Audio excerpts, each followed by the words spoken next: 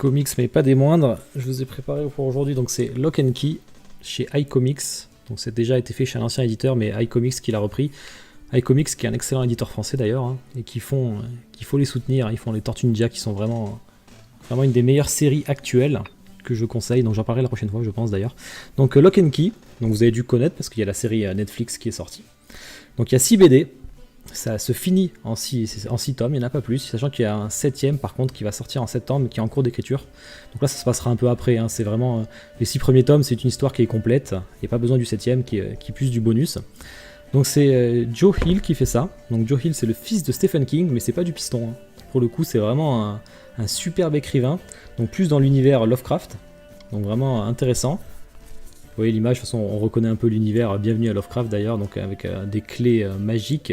Donc en fait, pour vous raconter un peu le speech très rapidement, hein, c'est 3 enfants, où leur père se fait tuer de manière assez violente, et du coup ils déménagent avec leur mère sur une maison qui est leur maison d'enfance, qui est une maison ancestrale dans leur famille, et dedans il y a des clés magiques que seuls les enfants peuvent utiliser, parce que les parents ne croient pas en la magie.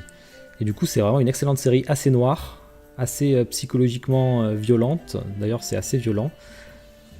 Moi c'est un des meilleurs comics que j'ai lu, je vous le conseille, elle a été multiprimée, donc j'avais noté 2009 et 2012, elle a eu le prix British du meilleur comics, meilleur scénariste en 2011 et très souvent nominée comme meilleure série de comics. Après la série en elle-même sur Netflix, donc il y a une saison qui est sortie, ah mais j'ai pas changé la diapo, qui est sortie le 7 février. Après la série, elle a bien marché, mais par contre elle respecte pas à fond le comics, ils prennent des libertés, bon ça encore, c'est pas très grave, hein. Mais ils ont enlevé un peu tout ce qui est le côté oppressant, le côté violent, c'est plus une série pour ados et familiale, ça c'est un peu dommage, elle est plus portée sur la magie, donc c'est vrai il y avait quand même beaucoup de violence psychologique dans ce comics qu'on ne retrouve pas dans la série. Donc ils ont voulu faire un truc très teenager, je crois. Ouais, c'est vrai, Netflix c'est beaucoup ça, ouais, c'est un peu dommage. Après elle est plaisante, hein. Elle est plaisante, mais si on a lu ça, c'est 100 fois mieux ça, quoi. Ouais, c'est compliqué, c'est ça. Moi je l'ai regardé pour la curiosité, c'est sympa, mais ça se regarder, mais c'est pas ce qu'on attend. Enfin, on sait que c'est pas une adaptation de Blocking de toute façon, quoi.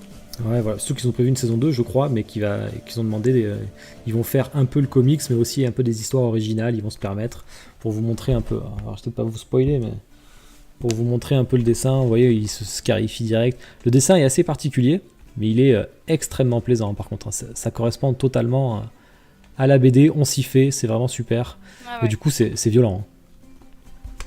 C'est bien alors il n'y a pas vraiment d'indication d'âge. 17,90 le tome, chez iComics qui font des super éditions, je vous le conseille si jamais vous cherchez quelque chose à lire. Surtout que c'est en 6 tomes, hein. C'est une série que j'offre souvent en cadeau d'ailleurs. Faut faire plaisir à quelqu'un qui veut commencer les BD.